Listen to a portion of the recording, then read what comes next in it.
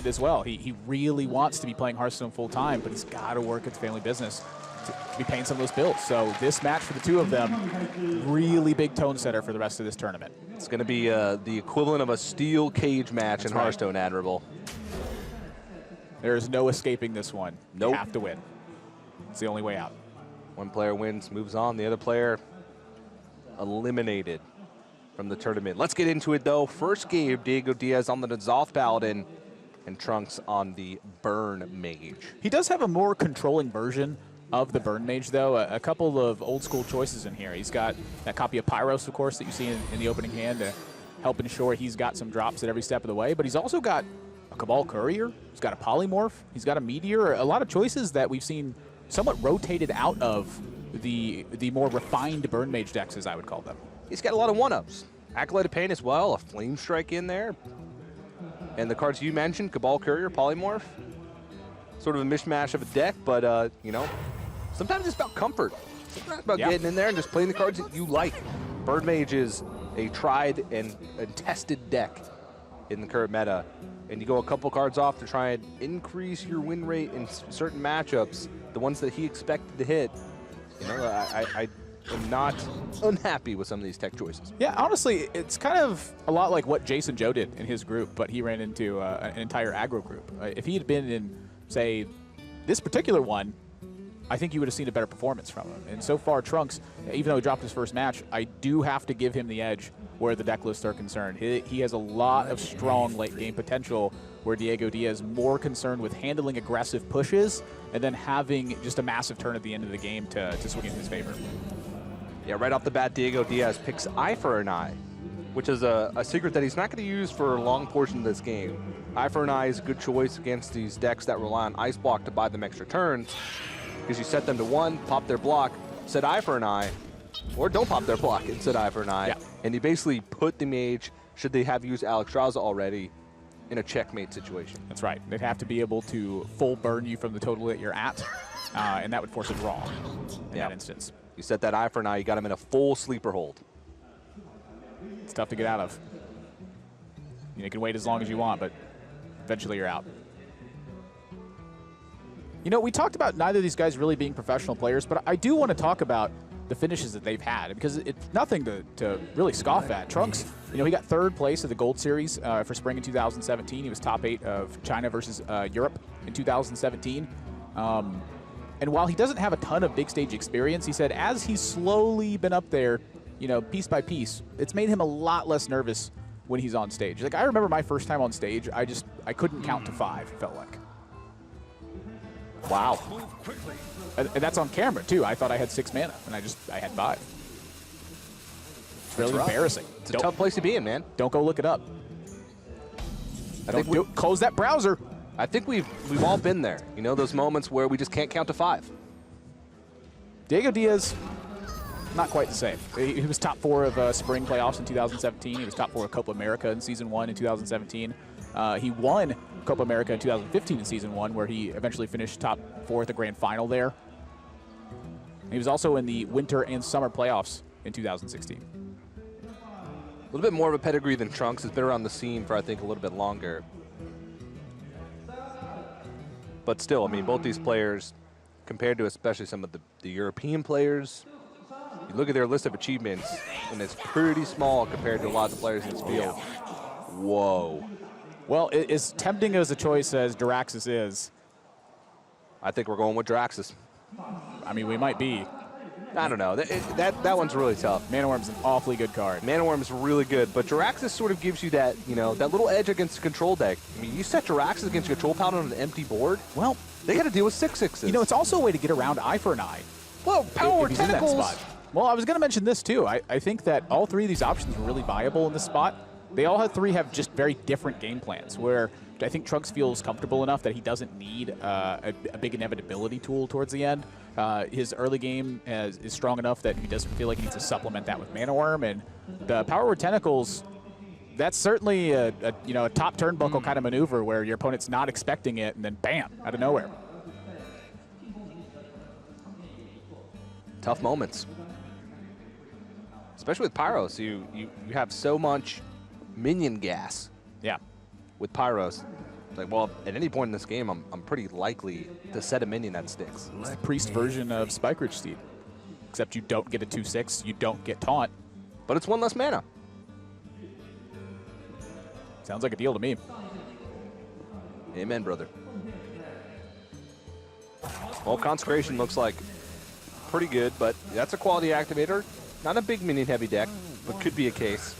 Yeah, talking about DiegoDias' list more specifically, it's a pretty straightforward N'Zoth Paladin list. Really, the only tech choice that he's got is the one copy of Infested Doran, which I found somewhat interesting because not really a ton of weight that card is pulling in any matchup. It's a weak taunt, susceptible to almost all of the combat around turn 4. Seems all right versus like Quest Warrior, for instance, absorbing a shot or two here and there. Yeah, it sort of just speaks to what his lineup's trying to do as well. Players that bring this type of control lineup want to target aggressive decks, and Infested Doran does help you with that. But a lot of times in the slower matchups like this one, bringing it back from N'Zoth, not that great. It doesn't really block too much, and usually you're just happy with Tyrion and Garen coming back. It's usually enough. Sometimes 2 Tyrions. Sometimes 3 Tyrions. I've yet to see 4. It'll sometimes. Happen. Sometimes.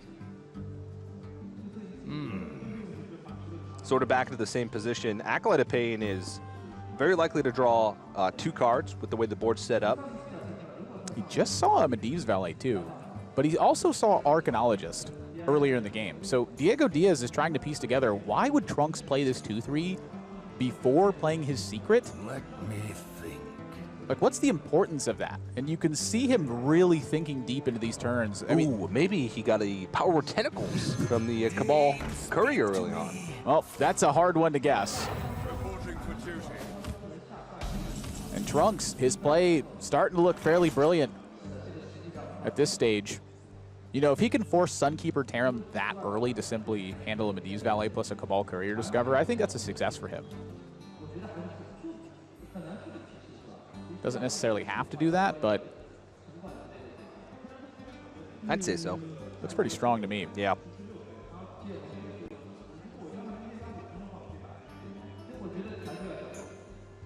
Other options here: Frostbolt on the Acolyte of Pain and Ping. The problem with that is you're not putting on the pressure. You're not forcing answers out of the Control Paladin, which is sort of the way you beat it. Yeah. One of the other big thoughts too is just Spike Ridge Speed on the following turn. Instead, he's just gonna Power Tentacles and clothesline that Acolyte of Pain. 1 draw.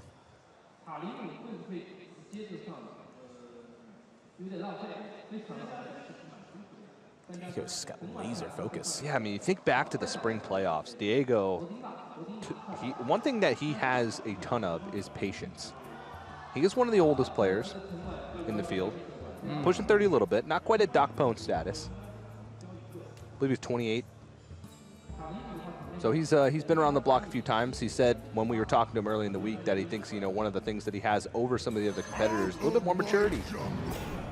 And along with that does come the patience. Did take his time throughout the spring playoffs, taking his time now. Watched his off-stream match yesterday doing the same exact thing. So, you're sure that he's making the play that he thinks is best every turn. Yeah. Now he's not too mature. It's like picture a tuxedo shirt. Okay. His goals when he came to this tournament, he said, were to get out of groups, make it to the World Championships, and to party. Party was 3rd. But it was there. Maybe in his younger years, Party would have been 2nd, perhaps 1st. I mean, if you think about tuxedo shirt, you want to look nice. You want everyone to know that you look nice, but you want to be comfortable. Great point. No attack from Trunks on the Stonehill here either. It's the old 6/6 Pyros go. And this is the kind of spot where DiegoDias is going to have to start doing more and more guesswork. At what stage does he really establish himself as the favorite in this matchup? Because as the clock ticks, it's closer to Alexstrasza. Trunks can continue to build that critical mass of burn spells. Where does he turn the corner is a very tough thing for him to identify in this matchup, I think. Yeah, taking a look at how things look like they're going to play out with Alexstrasza being placed on 9. DiegoDias, the healing that he has available to him in his deck, Forbidden Healing, 1 copy. Ragnaros Lightlord, True Silver Champion. One True Silver Champion, mind you. You know, because of what his lineup's trying to do, has included a copy of Rallying Blade, which is usually essential in stopping aggressive decks because you can equip the weapon one turn earlier, which allows you to deal with Rockpool Hunter, Mana Worm, Arcanologist, Medivh Valet. Yeah. All the 2/3s and 1/3s and whatnot that come out a turn sooner than True Silver Champion usually would like to deal with. Yeah. And contrast all that with Fiery War Axe, mind you, and you realize how good that card is. Yeah, but I mean, sometimes you just, you drop it on 9 and you're tearing to 7/7. Yeah. Reporting for duty. Definitely. That's when it's in easy big, easy game hunter range.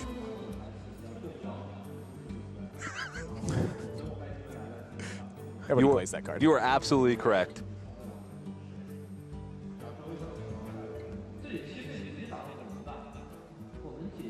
I wonder. Nothing screams out to me here. Firelands Portal seems like the only real play. I think it's just the absolute best play for him in the spot, Oh, which is a big drop from it too. You know, anything with taunt at this stage I think is good because it's pulling weight against the True Silver Champion. But the big thing here is just he actually gets to develop a minion. Yeah. In a spot with his deck just really doesn't have that many minions in it. Yeah. They're mostly meant for utility. And that's one of the more expensive burn spells in the deck. Not something you're really looking to couple with Alexstrasza. It's more something that you can afterwards. Also, you're never unhappy to place a 5-mana 6/9 in your deck. Correct. Well, sometimes you're unhappy. Yeah. If your deck's like all 10/10s. You have 4 Storm Guardians in your deck. You're like, well, I'd rather draw a 5-mana 10/10 than a 5-mana 6/9, but the French case scenario. Unless they've got Big Game Hunter. Yeah. Yeah. But you already, you know, your Tyrion already got Big Game Hunter from the Rally. Right, gotcha. Yeah. If you're DiegoDias. I think that DiegoDias would have much rather seen a Karen there as opposed to the Infested Torn if he could have picked Death Rattles, but I'm just going to set it up. You know, not the best hand for him. He doesn't have a quality activator. He does have some of the healing left, so he's got counters to Alexstrasza, but the big thing here is he doesn't have a way to deal with the Alexstrasza outside of Sunkeeper Terran. I guess it's pretty good. Now that I think about it. You know, another big I said it out loud, and I'm like, Uh-oh. oh, that's not bad. That's a meteor. Whoa. So now Trunks has got checks to the late game minions as well. And that's a big point for Trunks at this stage because one of DiegoDias' main tools is simply N'Zoth. It's to overload the potential removal that Trunks has. Now Trunks has a natural copy of Meteor in his deck, the additional Meteor, plus he's got a Polymorph in his deck. I mean, he might literally be able to just wear DiegoDias out of stuff. He may not even have to win via damage at this stage. One by one, these minions get chopped down.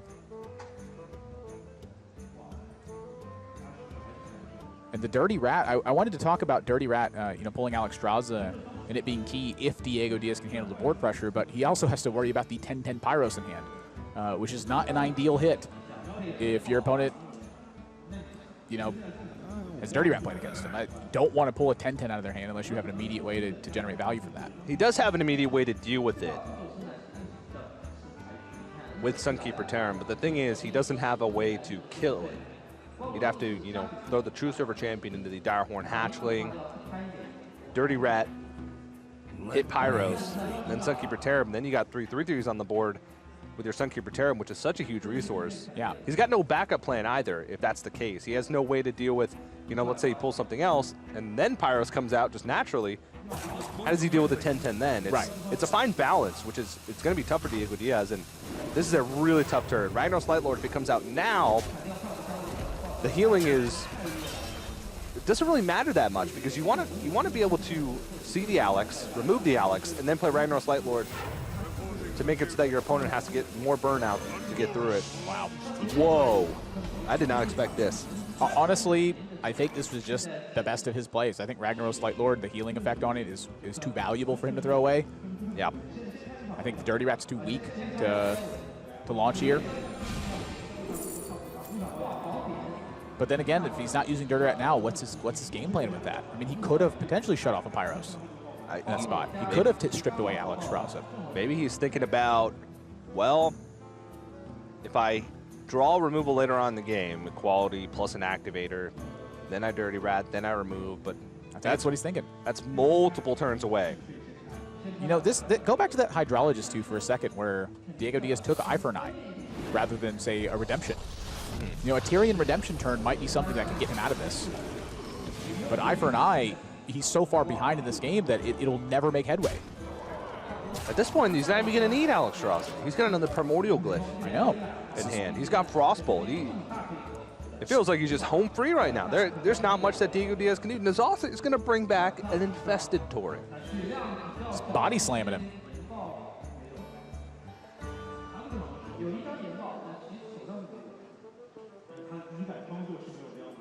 Deep in thought. How do I get out of this one? He gets the Ragnaros Lightlord when there's 9 damage at least staring at him on the board. He has not seen Alexstrasza. Oh boy. Let me think. This is bad news. It's not even like Trunks is anywhere near out of gas either. Like, if DiegoDias decides to take a risk, there's a good chance that he simply dies. Move quickly. I don't think there's a way he's taking. Whoa. He's got to do this in Forbidden Healing, I think. This is one of his only ways, I think, to recover this game. And Trunks has to be ecstatic to see that one. Well, second Mana Worm drawn. Snap Alexstrasza. Absolutely. He's going down to 12. Now DiegoDias has to set Ragnaros Lightlord to heal up and deal with the Alexstrasza. There's no way. There's a piece of this puzzle missing right now. He can Aldor Peacekeeper attacking the Mana Worm. Then what? Don't want a Dirty Rat, because you know there's a Pyros. Let me think.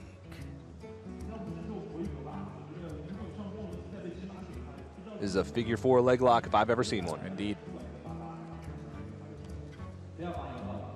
That being said, I do feel that Mage is one of the best operating decks left versus DiegoDias after the Quest Road bans. What did you expect? Just hoping that there's an Arcanologist or something in there instead. Follow the rule. Move quickly. I'm actually curious if just maybe he should have quality first. I don't know, but that's game over. And Trunks is going to take game number 1 in a very convincing fashion. Is what his lineup's designed to do. It's designed to beat up on these control decks, and he gets it done with the Burn Mage. This is a big win for Trunks. It's been the talk all tournament long that the Chinese representatives have been struggling. 0-6 in matches. They have to get a win on the board. Is Trunks going to be the first Chinese player to win a match? He's probably the most unknown. He said he doesn't really fit with the rest of the Chinese players in this tournament because they've all, been on big stages before, and he really hasn't outside of, the Gold Series success and the CN versus EU success that he had. It's just he's trying to make himself into a professional player. It's been somewhat of a theme this weekend, too. The newcomers triumphing. Look at Mage taking out Kalento. Look at Citizen Napa 2-0 in one of the hardest groups in the tournament.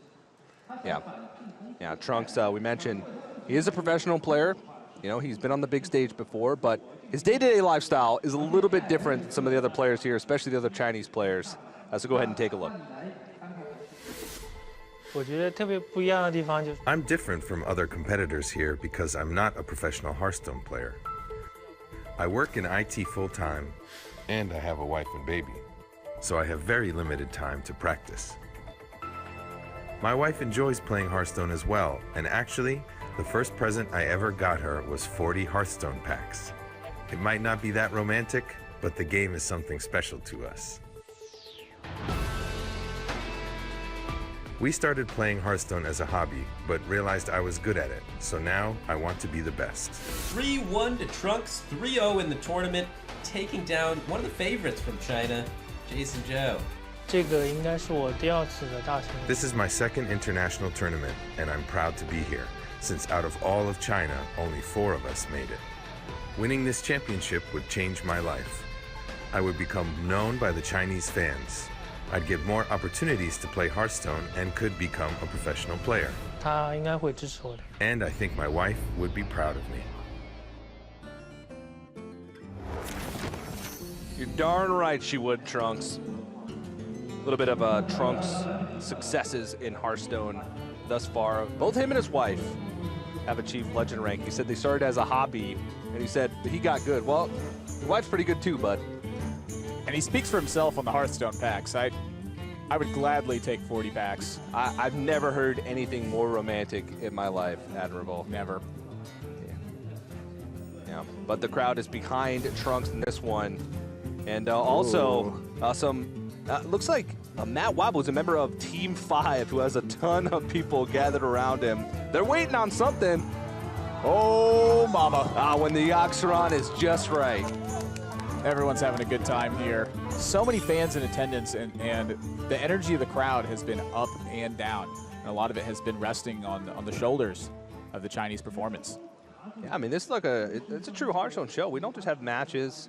You can see there the merchandise stand. We have activities going on. Hit that up. Yeah, we have the player banners in the back with the player signatures. Also, when all the attendees come in, they go through sort of a walk of history through Hearthstone, where they get to see some really cool original art. This is one of the coolest events I've ever attended, and I've been around the block a few times when it comes to Hearthstone, Nathan. You got that right. You got that right. Well, let's get into it. Game number 2. Can DiegoDias overcome the 1-0 deficit over Trunks? Well, Trunks finally put a win for China on the board. It's going to be Jade Druid versus Jade Druid. Yeah, interesting to see how this matchup works out. Jade Blossom and Jade Idol, very key cards in this matchup, but Jade Idol oftentimes is a card that fuels your late game performance. A lot of times the Jade Druid matchup can be fairly even on both sides as you ramp up your Jade stuff. And it's the first player to unlock that giant auctioneer turn that takes a mega advantage. But right off the bat, DiegoDias hangs on a Jade Idol, picks up no ramp. Trunks has got Wild Growth, he's got Jade Blossom, he's got Nourish. That's incredible. Wow. Jade Blossom, I'd say probably the key card in most matchups for Jade Druid. Does everything. Ramps your mana, ramps your Jades. Really good card. But he's got ramp, and then he's got the gas to refill his hand. It's not an ideal start. Maybe would have liked to see a Jade Idol on 1, perhaps. But other than that, I actually don't know if we would have wanted to see a Jade Idol. Yeah, perhaps. I think with this much ramp, I like the security of the auctioneer. It's a great hand. Talking about the lists more specifically, Trunks is pretty straightforward. He's got 1 copy of Gluttonous Ooze, he's got 1 copy of yogg-saron. Everything else is fairly streamlined. In DiegoDias' build, he's only got 1 copy of Earthen Scale. He's throwing in a Hungry Crab. He's only got 1 Barrel Rage. He has the Gluttonous Ooze. He's got a Galaka Crawler in there. There's no yogg-saron. DiegoDias' list is kind of all over the place. Yeah, it is almost 100% anti-aggro. We've said it many times over throughout the course of this match so far, is that's what his lineup was built to do. And, you know, a little bit unfortunate for him that he got in a group that had some lineups that were sort of anti-control, and he is just drawing pretty dead. And he's going to have to play the Gluttonous Ooze just as a tempo play here. Not really much else used in this one unless yogg-saron from Trunks gives him an upgrade. Going into turn 4, DiegoDias has 28 mana worth of cards in his hand. That is way too much. Yeah. He does have a slight tempo advantage, but he's got a mana disadvantage by 2. Trunks' hand is fantastic.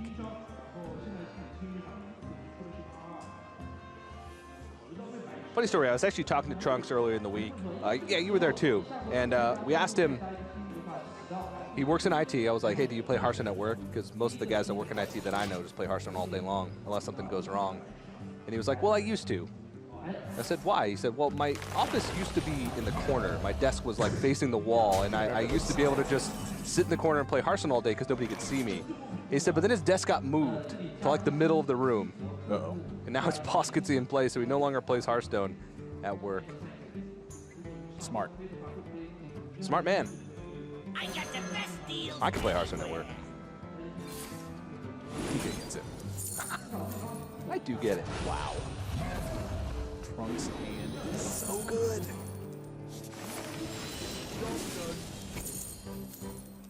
You know, I thought I was a bit surprised to see this auctioneer, but if you take into account what DiegoDias has actually done this game This is a fairly brilliant move. The Auctioneer's almost certainly going to die this turn, but what it does is it denies a 6-cost card from DiegoDias in the event that that's the case. It means that there's not Eye of Blackpaw, that there's not Jade Behemoth coming down. And with the extra cards that Trunks is picking up here, it means that he's free to get that board development and get one step ahead of where Eye of Blackpaw, of where Jade Behemoth would be, and make sure that he can keep pace of the game that way. I think that even though the Auctioneer's sacrificed here a bit, that this is a fairly brilliant move from Trunks. Yeah, still got a second Auctioneer. He's got plenty of plays over the course of the next couple turns, so yeah, I think he's sitting pretty in a Jade Behemoth picked up as well. Keeping those Jades going. These are the minions that you want to have playing early because they're putting a ton of stats on the board. His Jades are starting to get ramped up. The one, shining light for DiegoDias right now is he has Eye of Blackpaw. Eye of Blackpaw, one of the highest win rate cards in the deck when played. It does a lot of things that you want. It sort of makes your board really resilient, puts a lot of power in the board. It double ramps your Jades because of the Death Rattle effect and the Battle Cry. The problem is that Trunks can just put him in a similar spot where Fandral often feels like it's a must-kill minion. He's got the Jade Spirit to start ramping up behind that. That's exactly what he's going to do. I like it. Playing on curve. Much stats on the board as he possibly can. Whoa. Not just near. awkward. Not near enough. And Diego is suddenly in a heap of trouble. The damage isn't really his major concern. It's the fact that Trunks is going to be the one dictating the combat here. And again, the similar pose that we've seen from DiegoDias throughout the spring playoffs for Americas, and now throughout his, albeit short time on stage, super focused, and he's going to need all the focus he can get in this matchup. He's got to be thinking, boy, it looks grim for me right now.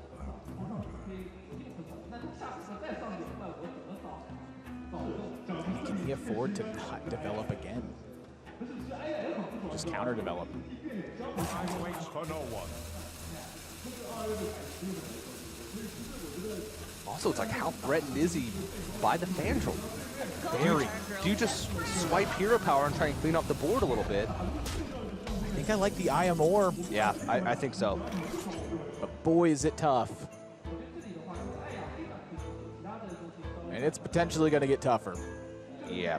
That's the problem with this, is if Trunks sees himself with a great turn on the back of Fandral here, it's not worth it for DiegoDias to swipe afterwards.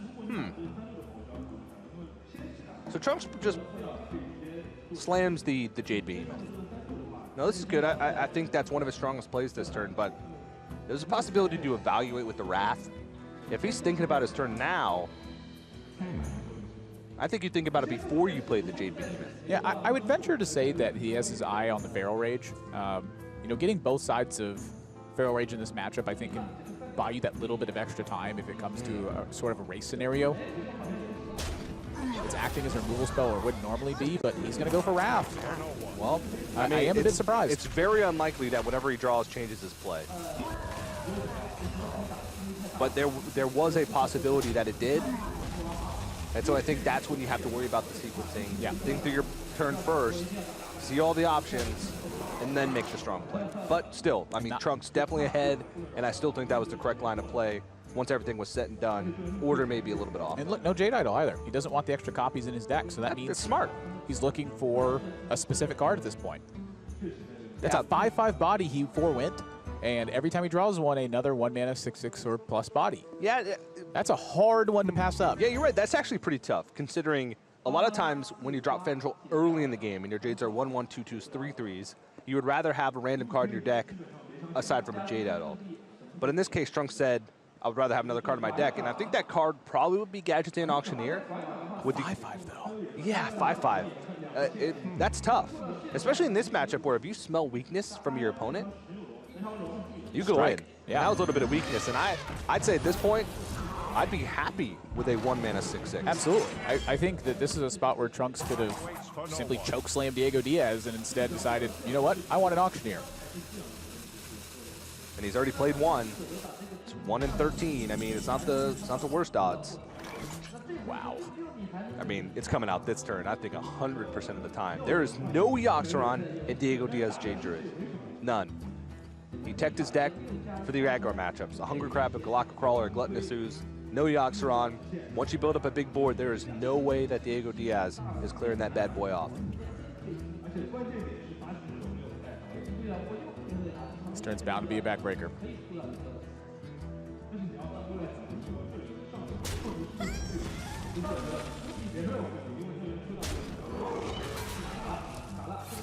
The question is, do Jade Behemoth, Feral Rage innervate out the hero power in order to deal with the 5/5? Or you just clear off the 3/3? It's good to me. Looks pretty good to me. His game plan is not subtle whatsoever. He's coming off the ropes with a pile driver.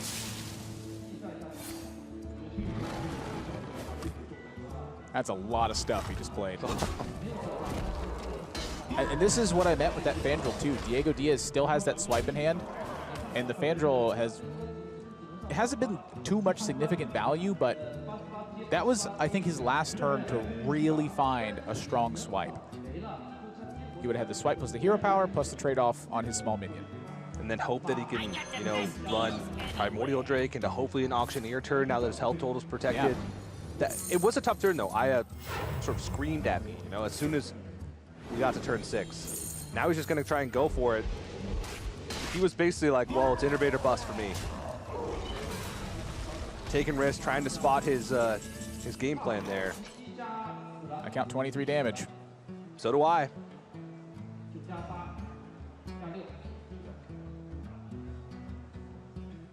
Trunks is counting it up too. This is a perfectly good time to slow yourself down and just go, let me double check, let me triple check. Yeah. Yep, got it.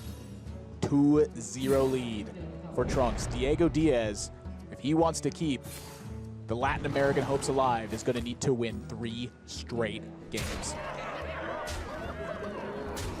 Big win for Trunks.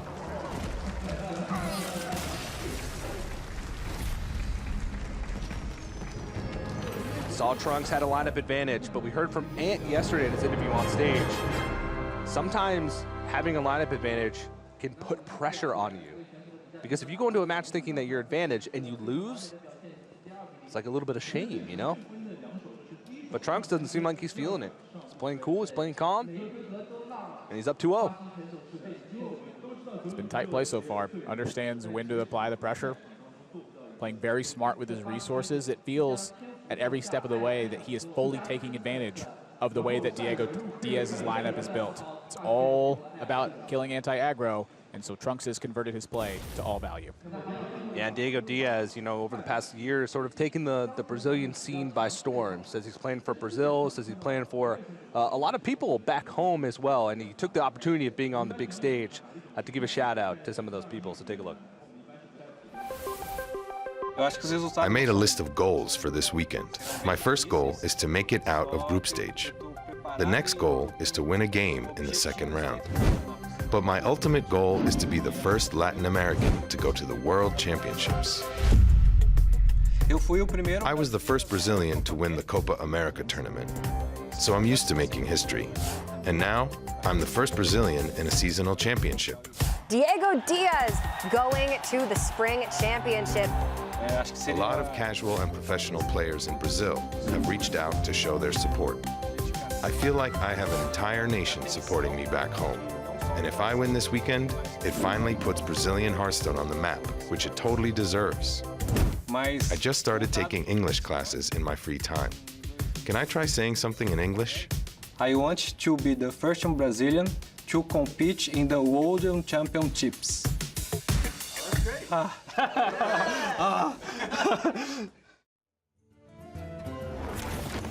Breaking ground for Brazilian Hearthstone players, and DiegoDias is a guy that's hard to root against. It really is. He speaks from the heart, he speaks from the soul. And he said that after attending a Hearthstone event where he had English-speaking roommates in the hotel, he couldn't quite connect with them the way that he's used to with the Latin American scene, and because that he wanted to learn English so that he could make better connections with players as he's traveling and playing the game.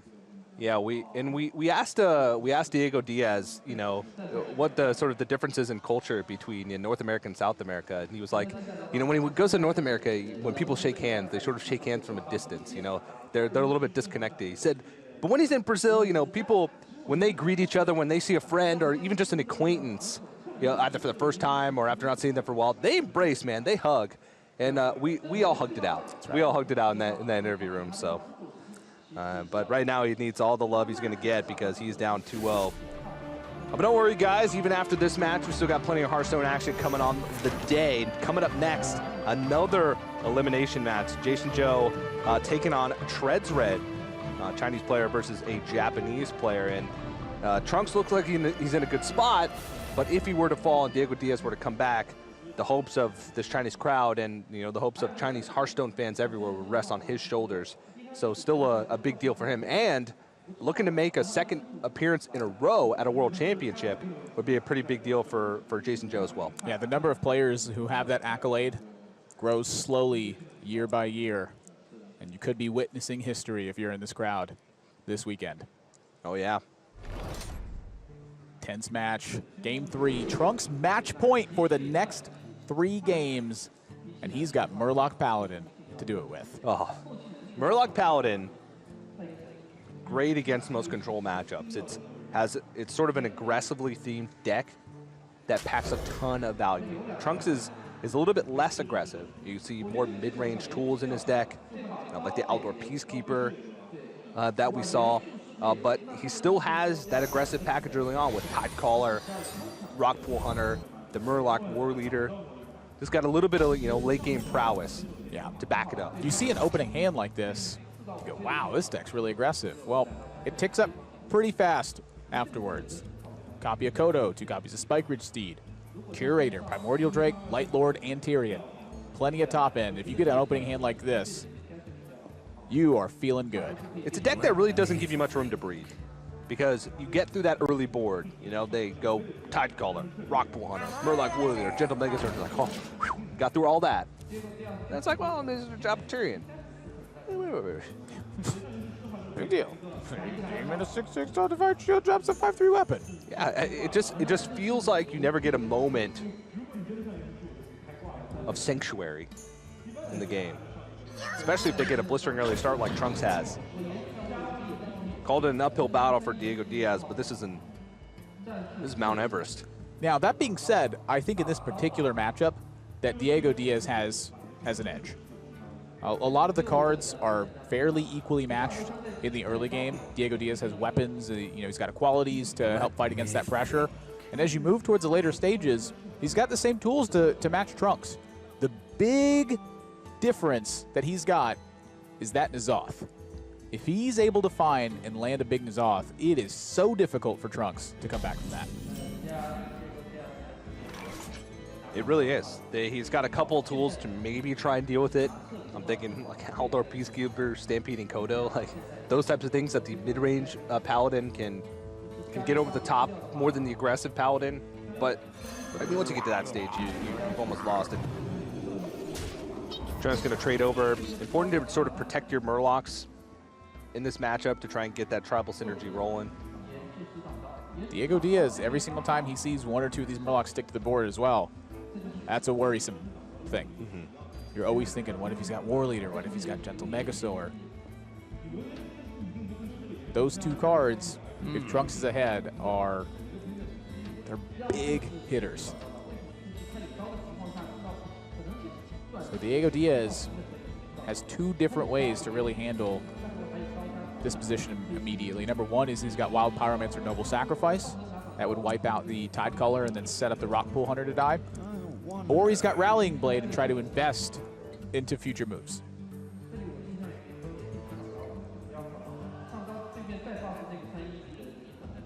He also has the Audible of Hydrologist, potentially get 2 activations out of Wild Pyromancer with secrets. Yeah, but that one seems sketch. Then you give up your Wild Pyromancer with the double secret. I like this one. I think this is his strongest on-board play. Yeah. Protects his Wild Pyromancer even unless a Weapon Swing comes out. And then if you see a Weapon Swing, there's no development. Which means you can set a Hydrologist, you can set an Acolyte of Pain if you're happy with just 1 draw in the matchup. Looks like DiegoDias is poised to take a lead. And this is exactly where he needs to be. If he can't take a lead versus Trunks, there's always punishes available. But taking the lead, now that's a big difference. Very difficult for Trunks to really punish DiegoDias that he doesn't have that onboard synergy.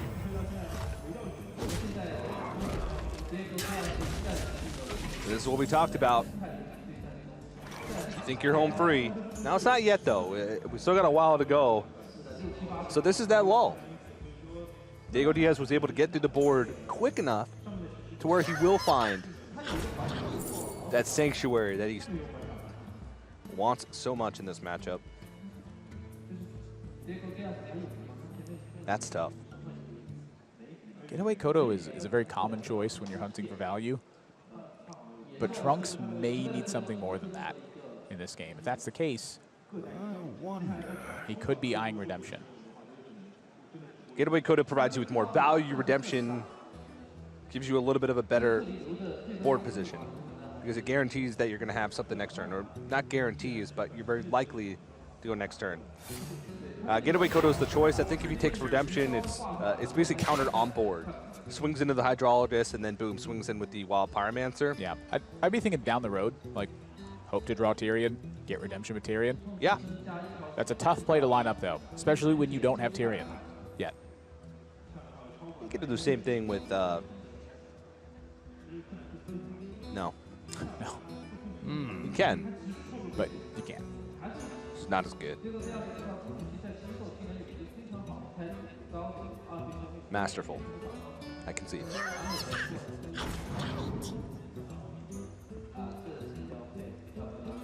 DiegoDias is not offered with any value options on his hydrologists, but that first noble sacrifice was a doozy.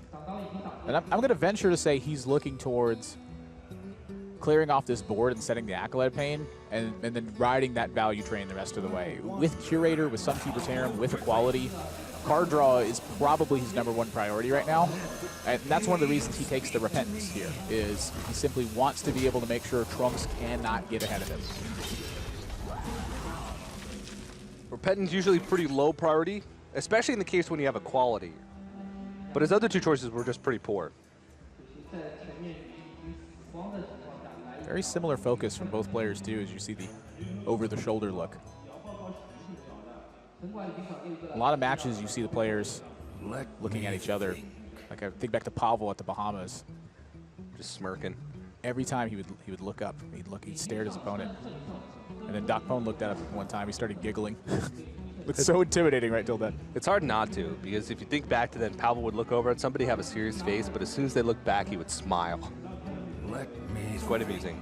But yeah, to your point, hyper focus on all of the players that we've seen here today. Focus on their game, not on their opponent that's sitting across from them. Play your own game. Move quickly. Both Aldor's gone. Whoa. Does set the Getaway Kodo, so he can get it back, but at the moment DiegoDias doesn't even have a way to challenge this outside the Sunkeeper Tarim. Maybe he feels okay about that. I think Sunkeeper's totally fine here. It's his only play, really, to be honest. Sunkeeper Tarim, hit base with the Acolyte first. If it's Noble Sacrifice, you get an extra card draw. Let me think. And then you still have the option to trade in Aldor Peacekeeper, but I kind of like face damage in that situation. Your 2/3/3s are protected by the Sunkeeper Tarim. We're rolling into turn 6. So 7-drop is possible if DiegoDias is keeping track of the coin. I don't know if you're worried about Repentance too much.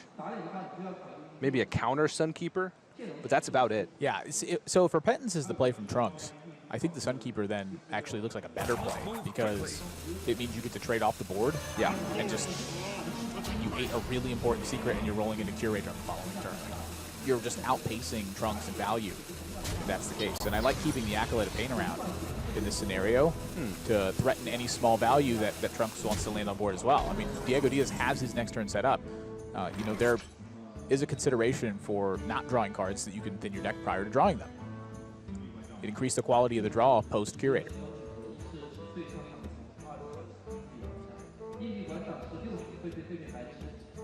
You know, now suddenly Trunks looks at that little vial from Inquisitor and goes, yeah, maybe it's not that great.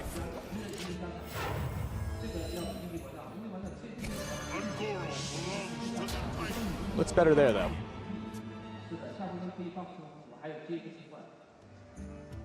There's the old infested Tauren.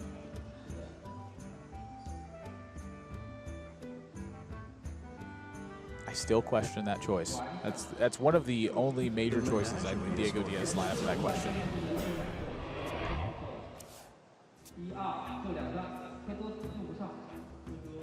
Oh, also the primordial Drake coupling with the Acolyte of Pain.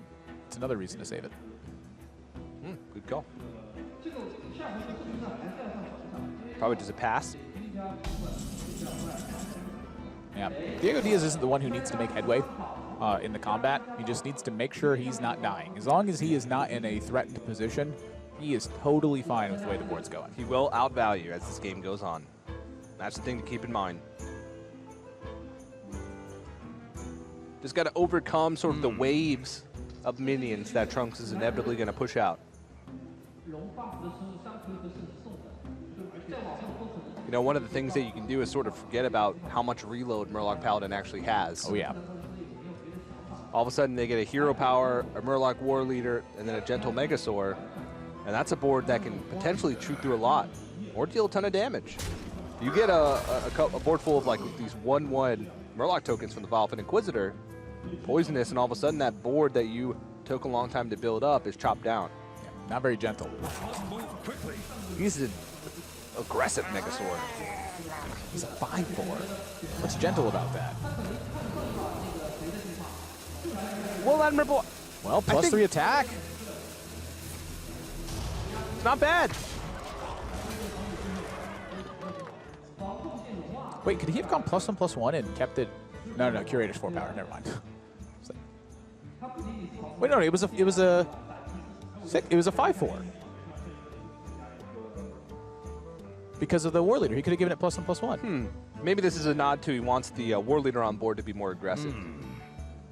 It's interesting. You'd rather have a 6/3 as opposed to a 4/4 and a 6/1.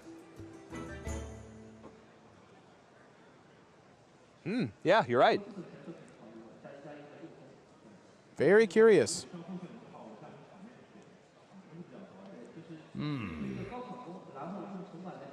Also, I want to go back and, you know, I think the gentleness refers to the fact that the Murlocs are attracted to the Megasaur.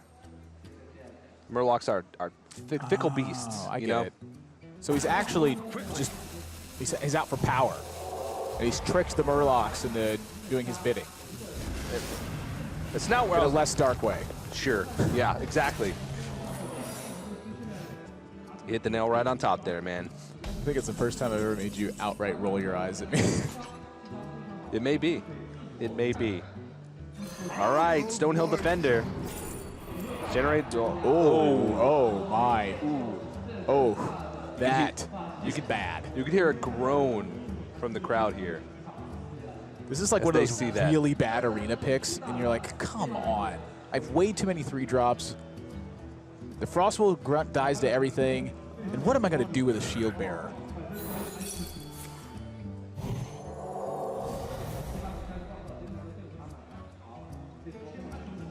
Also want to point out, Trunks had a pretty good Primordial Drake there, would have swept up the Acolyte of Pain, put a 4-8 on the board, but I guess he did have a nod to Repentance. Seeker was kept in hand until there was an empty board. Right into his turn 8. Yeah, really good spot from Trunks. Go for a less powerful play in order to better play around the possible secrets from DiegoDias. Heads up. We've seen a lot of players lose that presence of mind at times. Just a momentary slip up, and it costs them dearly. I think back to Mage in the Kalento match yesterday, where he didn't realize his rope was burning down as he was checking it out. Boom. Like that, roped out, didn't even, missed 11 damage.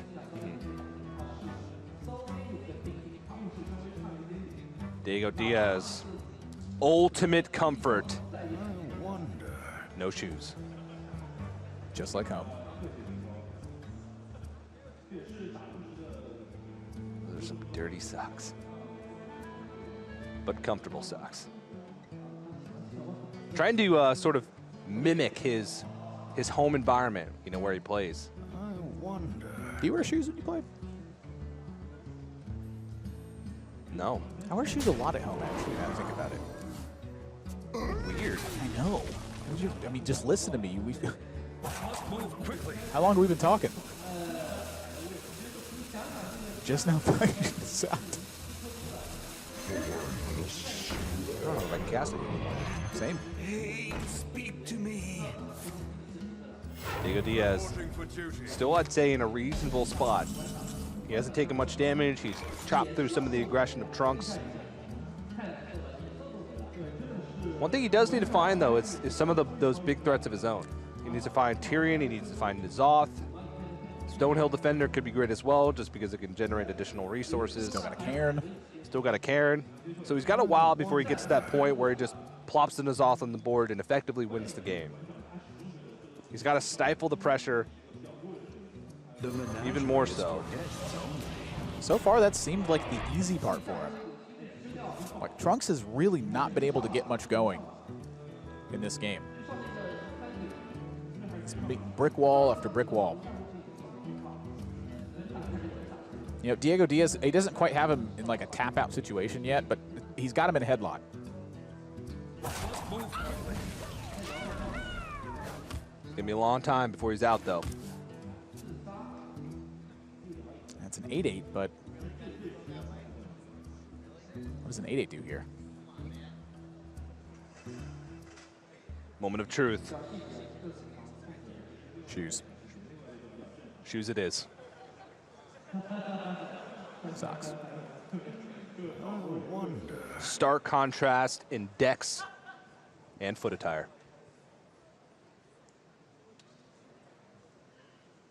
Curious what you at home wear when you're playing Hearthstone. Shoes or no shoes? Don't misplay. Let me think. 1 in the chat for shoes, 2 in the chat for no shoes.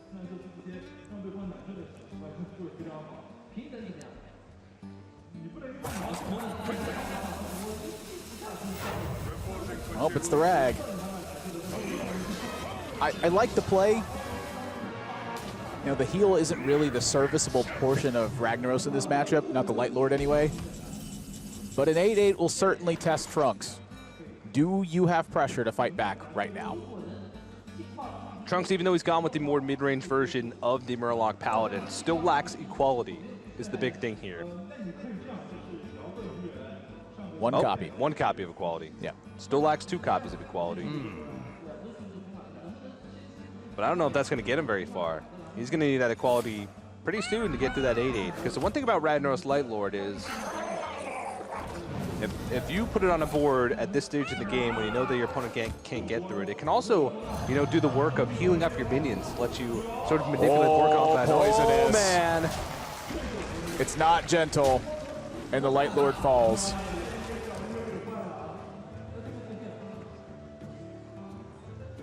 This is what I was talking about earlier. Exactly what. You cannot underestimate how much reload the Murloc Paladin has.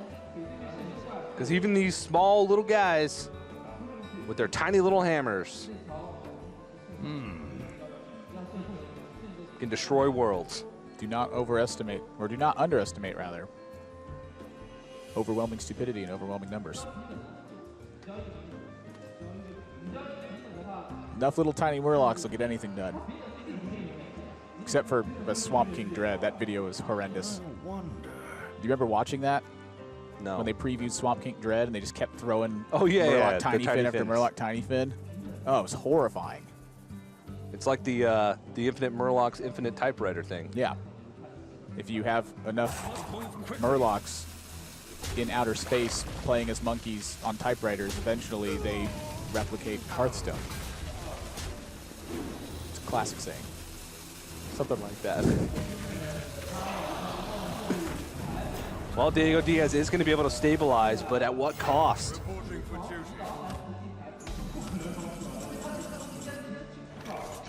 You can chop down this Primordial Drake. Well, that's actually a pretty significant draw. He's still got a pretty big hump to get over. So let's take stock of where DiegoDias in his progression to get to that point Let me think. where he's going to have a win over Trunks here. He has only drawn 1 Death Rattle. Infested Torrent. Infested Torrent. Still no Tyrion in hand. Light Lord's gone. Still no N'Zoth in hand. Still no Cairn, played or in hand. He's got a long ways to go. He's got a lot of draws to go. And while this deck does have value generation in Stonehill Defender and sort of card draw in Curator, it doesn't have, you know, on-demand card draw. And he's already used the Curator. So he needs multiple turns before he's able to piece together enough of that puzzle in order to get to the spot where he's going to be able to win.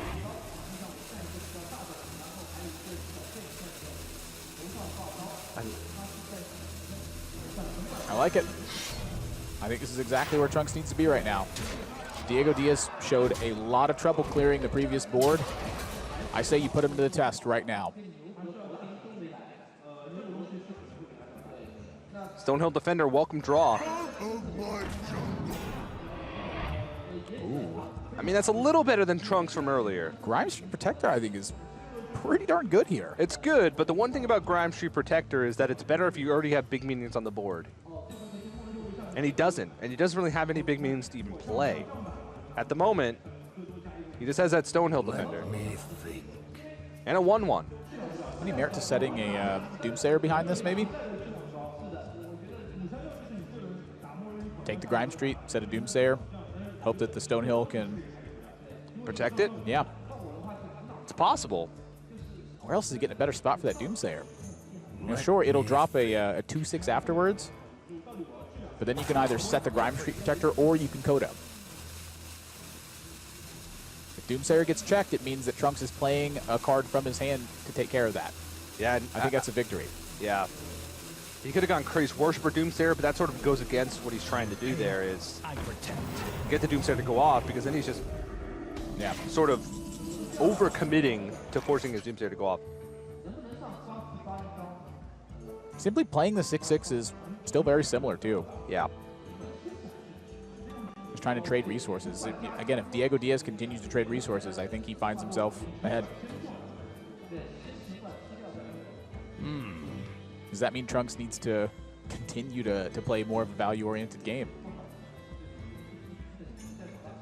So there's a few options here. Some more risky than others. Aldor Peacekeeper onto the 6/1, double trade into the Stonehill Defender, and then rip the Kodo for a 50-50. Ooh. I mean, He's been holding that Aldor for a long time, though. if you do that, even if it hits the 1/1, leaving a 1/6 on the board isn't the biggest deal because you still have a 7/3. Yeah, you can just do this in attack, too. Yeah, you can do this in attack as well. Yeah, this is actually just straight up better than the previous play. Now he's hoping for a Stonehill Defender hit on with that Stampeding Kodo. I don't think he's going to play Kodo. I think he's waiting on the something bigger. Doomsayer, perhaps? Such patience.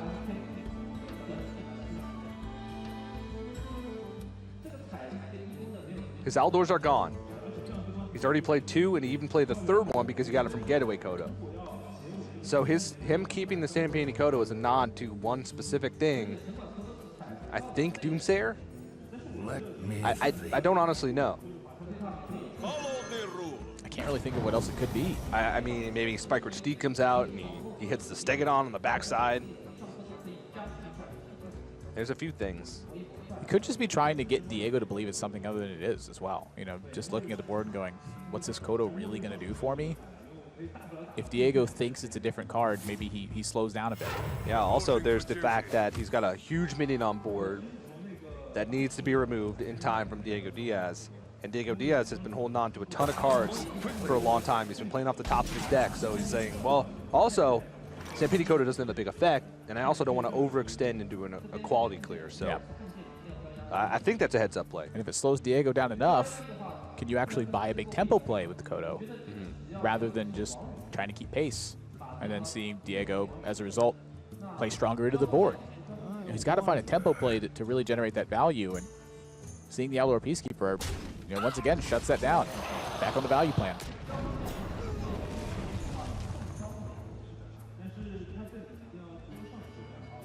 Well, you can clear a board except for a 1/1 here and have a 2/6 Stegodon. in that poor Primordial Drake. Actually, he can actually also, with the weapon swing, protect this Aldor Peacekeeper.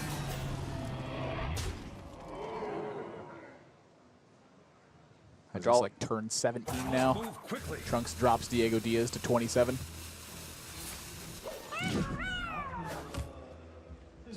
Very grindy matchup. As long as the Paladin can stifle some of the other pressure, and another Stonehill defender.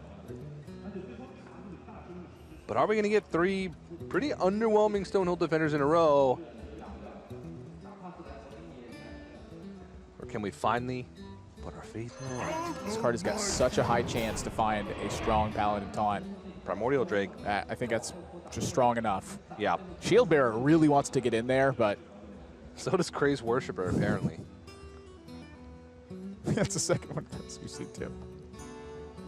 Crazed Worshipper, a.k.a. That's Admirable. I bleed for Cthulhu. Nobody plays Cthulhu anymore. Bummer.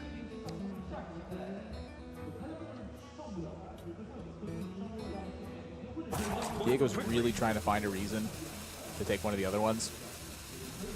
He's got his turn planned out, I think.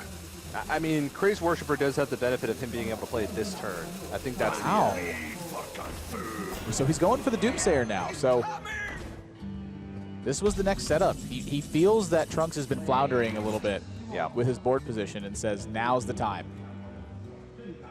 But DiegoDias has nothing to reload after this Doomsayer. This is purely for board clear. No tempo bot off this. Unless. Trunks can isolate the Doomsayer with Consecration. Consecration. Stegadon goes over the Stonehill Defender. Primordial Drake goes over the Crazed Worshipper. Kodo it. And you Kodo it. You're overextending a little bit into a board position, but I think it's you got fine. Stonehill Defender to back it up. The other thing is I think it's fine to do after DiegoDias invests this much into trying to get a Doomsayer online. Yeah. That's what he's going for, I think. And maybe he would have tried to go with a different line of play had he not picked up Stonehill Defender to try and have some reload.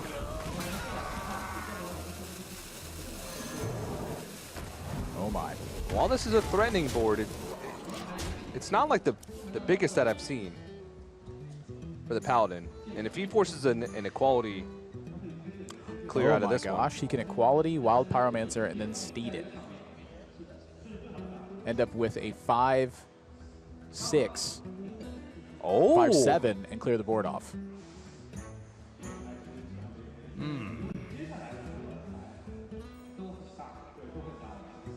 That seems pretty good. That seems really good. That's a play I used back in 2014. I would often quality Wild Pyro and then cast a spell with, like, say, Holy Light or something. And that 3-1 was often enough to quite literally force your opponent to do something. I was like, yes, got an extra card. I thought you were going to say, players make back in 2014 where I would quality Wild Pyromancer and then Spike-Rich Steed. That was the alpha stage of I mean, there was a long time. I could think back to 2015, 2016, where players were still not keeping alive a Pyromancer. I like the other play. The only thing that this does, though, is it says to Trunks, "Hey, bud, want to overextend?" Oh, mama. Oh. And the natural Tyrians are still in both decks. We are now heading into the bottom thirds of these players' decks. DiegoDias still has Tyrian. He still has Cairn. He still has N'Zoth. Trunks, he's down to just about Tyrian in that bottom spot. You know, a couple of non-all-star hits remaining down there as well. He's got a copy of Finja still. This one's going to come down to the wire. Because Trunks he's packing a late game. If he has 2 Tyrians himself, Ragnaros Lightlord, and he gets those on the board first, maybe he can chew through a board before DiegoDias is able to find N'Zoth. The other thing, too, is Trunks is at 16. If Diego had gone for equality, Wild Pyro, Spike Ridge Steed, he would also be putting pressure on Trunks as well. So that would close that window of opportunity that much quicker. Smart trades by Trunks. I think he was spending a lot of time on the choice for Tyrion, maybe to try and put up a veil for what he was choosing, because Tyrion's usually an auto pick. Oh, yeah. But trades the right way. Still has almost the same exact board that he had last turn, but now DiegoDias is minus a Spike Ridge Steed. That's right. So I don't know. I liked your play. He was trying to buy time and maybe hope that Trunks would overextend. I don't know. The other thing, too, is that is not the easiest play in the world to spot. You know, oftentimes, as you build experience with a deck, the combination of Wild Pyromancer Equality is such an automatic muscle memory type of thing that you forget that order of operations can change the way that works. I mean, I remember practicing Paladin for like months on end, and it was about 600 games in I realized I could Equality, then play Wild Pyromancer or something else.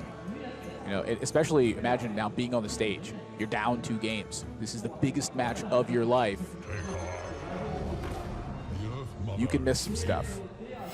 DiegoDias. Whew, that is a risky maneuver. Oh, yeah.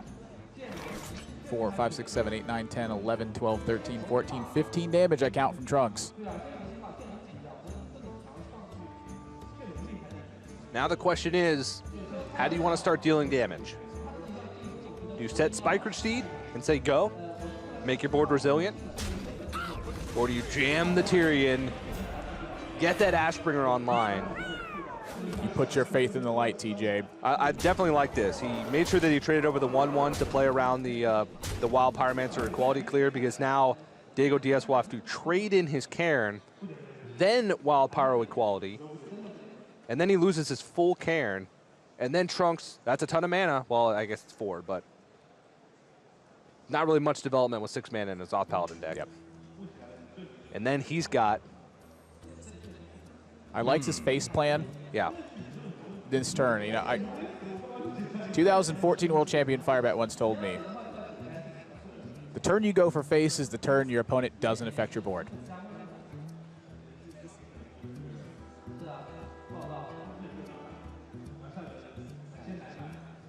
Let me think. He's last couple turns from Diego just it felt greedy to me. I think he started to lose that patience as he's going, come on, like Tyrion and N'Zoth are in my bottom cards, like that's my bread and butter. Got to go for it now. And he's facing down the pressure of the Ashbringer.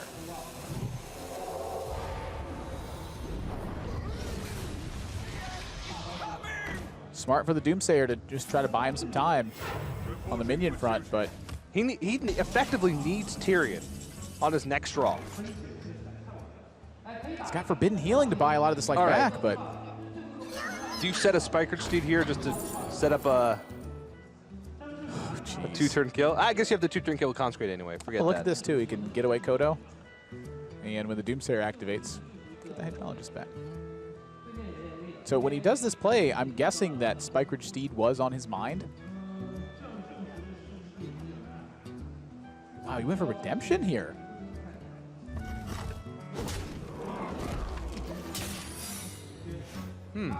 It's an aggressive play from Trunks, but I really like it. Threaten that Steed.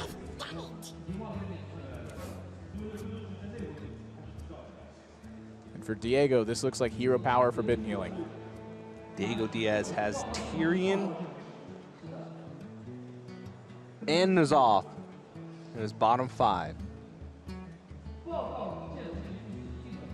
Trunks also has a natural Tyrion left I wonder.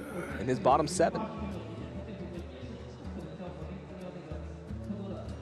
If Diego does not either taunt or heal this turn, he's dead.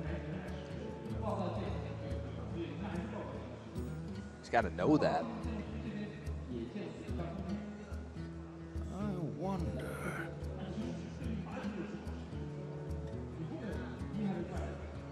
So the question is, Kodo, Forbidden Healing, or Hero Power Spike Ridge Steed? Or hero power healing. Either way, this is a tough spot to be in. Yeah. Because as we come close to the fatigue as well, DiegoDias is going to have to counter pressure. He's going Forbidden Healing. He's going the Kodo. He wants to get the Spike Ridge Steed online. And there's Ragnaros Light Lord drawn for Trunks. And this is a big turn. That is a huge draw. With Diego setting himself back at 16, Trunks now is back in the value plan. He's in the driver's seat here. Cut down this Kodo, drop that Light Lord. He'll be in full control.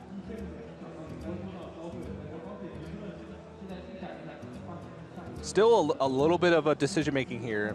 Even with that, it's do you go face, do you kill the Kodo?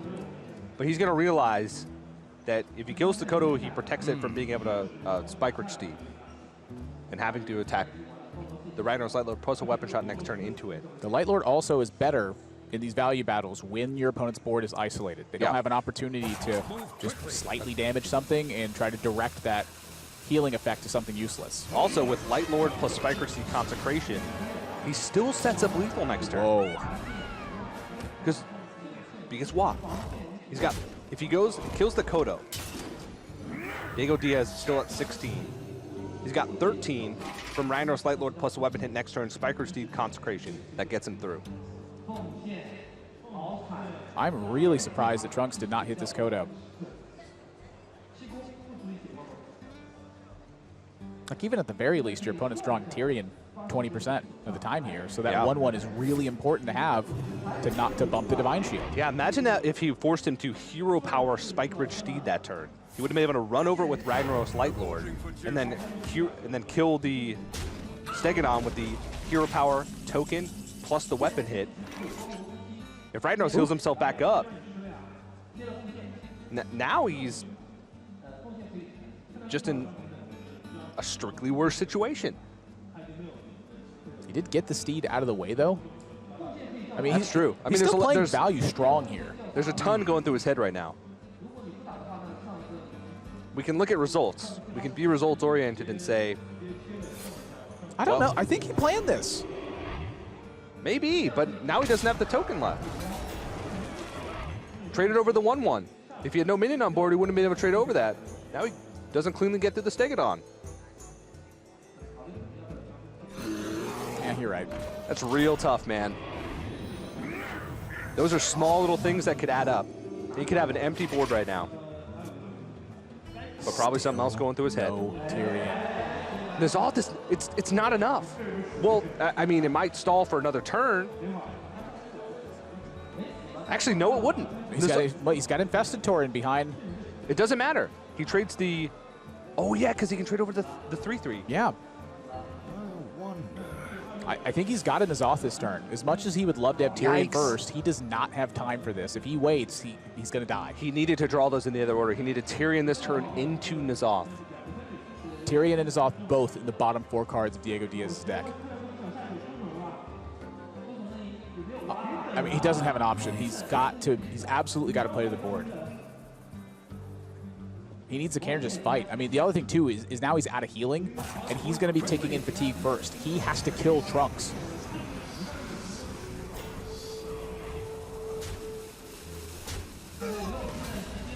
And that Ragnaros looks like it's going to heal itself, and that is bad news for DiegoDias.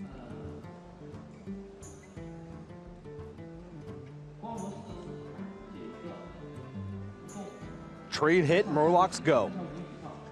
I don't even think you hit with your weapon. I think you let the Ragnaros Light Lord heal itself. Oh yeah. But then if he doesn't hit through the weapon, he has to expend another minion hit next turn to get through. Well, he's the one playing defense right now. He can play true. defense as a victory condition. So in that case, in order to be able to get through the 2/3, you rock pull the Finja. Yeah, I think you rock pull the Finja and just hero power.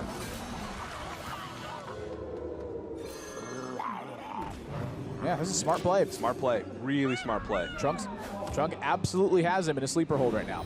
No attack.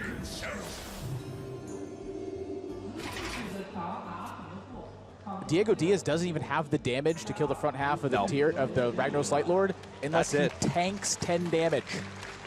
That's it. The crowd knows it. DiegoDias' run to the Spring Championship looks like it just ended. I wonder.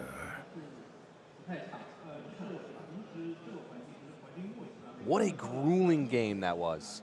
This feels like it's been a best of 5, and we're in game 3. This game has really gone does. the absolute distance. These players have less than 5 cards in their deck. DiegoDias has 2 cards left in his deck. I believe one of them's a quality and one of them's Tyrion. I believe so. Those are terrible cards to have in the bottom of your deck. That's a real bummer for him, man. But you can see it on his face. The attack in with the true server champion. Run over that Tyrion all you want. These efforts are futile. Trunks is going to be the first Chinese representative to win a match here at the Spring Championships in Shanghai. He will eliminate